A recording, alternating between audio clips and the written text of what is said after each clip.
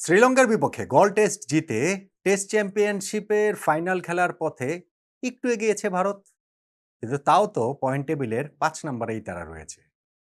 কলম্বোয় দ্বিতীয় টেস্ট জিতলে তারা আরেকটু এগোতে পারে, বাংলাদেশকে টপকে তখন তারা 4 নম্বরে উঠে যেতে পারে। এবং সেই লক্ষ্যে প্রথম দিন যেই খেলাটা হলো তাতে ভারত খুশি হতে পারে, কিন্তু তাদের মুখের হাসিটা আবার শ্রীলঙ্কা শেষ বেলায় কেড়ে নিয়েছে। 5 উইকেটে ৩০০ রান নিয়ে ভারত যে প্রথম দিনের খেলাটা শেষ করলো তাতে ভালো, কিন্তু আরো কত ভালো না হতে পারতো, এই আক্ষেপের জায়গাটা ভারতের নিঃসন্দেহে থেকেই যাবে। কলম্বো এই প্রথম দিনের খেলায় শ্রীলঙ্কা আসলে কিভাবে ফাইট ব্যাকটা করলো এবং ভারতের ভালো দিনটা আরো কত ভালো কিভাবে হতে পারতো, কোন মোমেন্ট অফ দ্য ডে এর কারণে হয়নি, তা নিয়েই একটু আলোচনাটা করতে চাই। দেখুন, টেস্ট চ্যাম্পিয়নশিপের ফাইনালটা এখনো বহুদূরের পথ। বাংলাদেশ অস্ট্রেলিয়া সিরিজের সময় এটা নিয়ে অনেক কথাবার্তা বলেছে। বেসিক্যালি বাংলাদেশ যখন অস্ট্রেলিয়ার বিপক্ষে প্রথম টেস্ট জিতেছে তারপরে এটা নিয়ে আলোচনাটা করেছি। এবং পরে আমি একটা ভিডিও করেছিলাম যে প্রত্যেকটা দলেরই টেস্ট চ্যাম্পিয়নশিপ ফাইনালে ওঠার জন্য আসলে কি করণীয়। যে ৯টা দল রয়েছে তাদের মধ্যে বেসিক্যালি লড়াইটা ৫টা দলের। Australia, south Africa, New Zealand, Bangladesh এবং ভারত। বাকি যে ৪টা দল রয়েছে শ্রীলঙ্কা, ইংল্যান্ড, ওয়েস্ট ইন্ডিজ এবং পাকিস্তান, তাদের আসলে কার্যকর অর্থে ফাইনালে ওঠার কোনো চান্সই নেই। কারণ বাংলাদেশ দ্বিতীয় টেস্টে হেরে আমরা আবার পিছিয়ে পড়েছি। পয়েন্ট টেবিলে পিছিয়ে না পড়লেও সম্ভাবনার জায়গা থেকে পিছিয়ে পড়েছি। ভারত শ্রীলঙ্কার বিপক্ষে এই টেস্টে জিতে আবারও একটুখানি এগিয়ে যেতে পারে। পয়েন্ট টেবিলের শীর্ষ ২ দলই তো আসলে ফাইনাল খেলবে সেই পথটাতে। টসে জিতে এই সেকেন্ড টেস্টে ভারত যখন ব্যাটিংয়ে নিয়েছে, ৫ উইকেটে ৩০০ রান খারাপ কিন্তু না। কিন্তু যখন আপনি মাথায় রাখবেন যে তার মধ্যে ভারত অন্তত ২টা উইকেট একেবারেই against the run of play তারা হারিয়েছে, যে ২টা উইকেট আসলে গিফটই করে এসেছে এবং দিনের শেষ বেলায় ২টা উইকেট হারিয়েছে। ৫টা উইকেটের মধ্যে ৪টা উইকেটই যখন এরকম হবে, সঙ্গে এবার ইনজুরির কারণে ঋষভ পান্টকে রিটায়ার্ড হার্ট হতে হয়েছে, মাঠ থেকে ক্রিজ থেকে বেরিয়ে যেতে হয়েছে। তার মানে হচ্ছে গিয়ে পুরোপুরি স্বস্তি নিয়ে যে দিন ভারত শেষ করেছে তা না, বরং ভারতের মুখের হাসি শ্রীলঙ্কা আসলে কেড়েই নিয়েছে। দিনের খেলার একবারে শেষ জায়গাটা দেখুন, যে এত কিছু হওয়া সত্ত্বেও তো তারা দিনটা শেষ করছিল যখন দেবদূত পাডিক্কাল ও রবীন্দ্র জাদেজার পার্টনারশিপটা 70 অড রানের হয়ে গিয়েছিল এবং তারা যদি দিনটা শেষ করতে পারতেন, ৩ উইকেটে ভারত দিনের খেলা শেষ করতে পারত, সেইটা অনেক স্বস্তির হতো। সেকেন্ড নিউ বল আসার কিছুক্ষণ আগে কত ৭৭ নাম্বার ওভারে গিয়ে দেবদূত পাডিক্কাল তিনি বোল্ড হয়ে গেলেন এবং সেইটাও একটা আরো একটা ফ্যান্টাস্টিক নক খেলে, ফ্যান্টাবুলাস একটা নক খেলেছেন, তিনি সেঞ্চুরি করেছেন। যার এই টেস্ট সিরিজে খেলারই কথা ছিল না, একাদশে থাকারই কথা ছিল না। সাই সুদর্শনের ইনজুরিতে যিনি সুযোগ পেয়েছেন এবং গলে প্রথম টেস্টটাতে তিনি সেঞ্চুরি করেছেন, সেই ধারাবাহিকতায় সেকেন্ড টেস্টটাতেও এই পাডিক্কাল সেঞ্চুরি করলেন।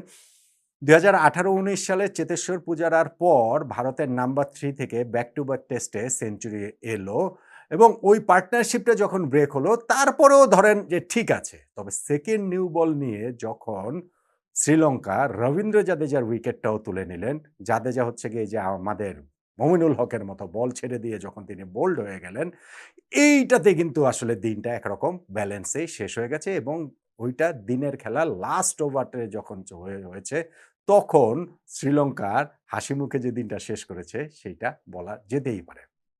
আর দিনের খেলার প্রথমার্ধের কথা যদি মনে করেন, ফার্স্ট হাফটাতে যেখানে টস জিতেছেন ভারতের ক্যাপ্টেন শুভমান গিল এবং টস জিতে আগে ব্যাটিং নিয়েছেন, শ্রীলঙ্কার এই কলম্বোর উইকেটটাতে খুব বেশি বোলারদের অ্যাসিস্ট্যান্স নেই এবং শুরুতে কেএল রাহুল ও যশস্বী জয়সওয়াল তারা খুব কমফোর্টেবলি খেলছিলেন। কেএল রাহুল, ওই যে আমি বলছিলাম যে ২টা উইকেট তারা গিফট করে এসেছেন, তার মধ্যে কেএল রাহুল অকারণে বাইরের একটা বল চেস করতে গিয়ে তিনি নিজের উইকেটটা বিসর্জন দিয়ে এসেছেন। তারপরে তো জয়সওয়াল ছিলেন এবং জয়সওয়াল খুবই পজিটিভ মাইন্ডসেটে আসলে ব্যাটিং করছিলেন। ৪৫টা রান করেছেন, তার মধ্যে ৩৬ রানই এসেছে বাউন্ডারি থেকে, ৯টা ৪ তিনি মেরেছেন এবং তারপরে গিয়ে তিনি যখন আউট হয়ে যান 50-র আগে আসিতা ফার্নান্ডোর বলে এবং তারপরে কিন্তু এটা একটা শ্রীলঙ্কানরা ব্যাপক সেলিব্রেট করেছে। তার সঙ্গে কথা কাটাকাটি হয়েছে জয়সওয়ালের সঙ্গে। মোটামুটি ওই যে গত টেস্টের কন্টিনিউয়েশন এই জায়গাটাতেও আমরা দেখতে পেয়েছি। ২ উইকেটে ৮৮ রান নিয়ে ভারত লাঞ্চে গিয়েছে এবং লাঞ্চের পরের সেশনটাতে তারা আরও ৯৯ রান যোগ করেছে একটা উইকেট হারিয়ে এবং সেই জায়গাটাতে দেবদূত পাডিক্কালের সঙ্গে শুভমান গিলের যে পার্টনারশিপ ১২০ রানের পার্টনারশিপ, যে পার্টনারশিপটা পুরোপুরি জমে গিয়েছিল এবং ওই সময়টা তো মনে হচ্ছিল যে পার্টনারশিপটা প্রমিস করছিল আরও অনেক বড় হবার। যেমন ধরেন শুভমান গিল তিনি 50 করেছিলেন কিন্তু তার ইনিংসটার প্রমিস ছিল আরও অনেক বড় করার। যেইখানটাতে আসলে মোটামুটি আনট্রাবলড তিনি ছিলেন। শ্রীলঙ্কান বোলাররা তাকে মোটেই অস্বস্তিতে ফেলতে পারেননি। অথচ তিনিও গিয়ে একটা অহেতুক অপ্রয়োজনীয় শট খেলতে গিয়ে তিনিও কিপারের কাছে ক্যাচ দিয়েছেন, যেইটা ২-৩ বারের চেষ্টায় কিপার ধরেছেন। সেটা না ধরতে পারলে বিরাট ট্র্যাজেডি আসলে হয়ে যেত।